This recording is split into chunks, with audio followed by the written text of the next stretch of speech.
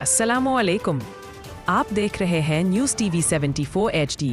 खबर शामिल करते हैं। कराची सरकारी मुलाजिम पर तशद्दुद केस में टाउन चेयरमैन फरहान गनी समेत दीगर मुल्ज़मान का 28 अगस्त तक जिस्मानी रिमांड मंजूर। कराची में सरकारी मुलाजिम पर तशद्दुद और धमकियां देने के मुकदमे में टाउन चेयरमैन फरहान गनी और दीगर मुल्ज़मान को इंसदाद दहशतगर्दी अदालत में पेश किया गया।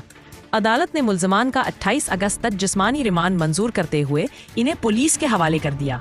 समाअत के दौरान जज ने तफ्तीशी अफसर से इस्तफसार किया कि आया मुल्ज़मान को गिरफ्तार किया गया या वो खुद आए हैं।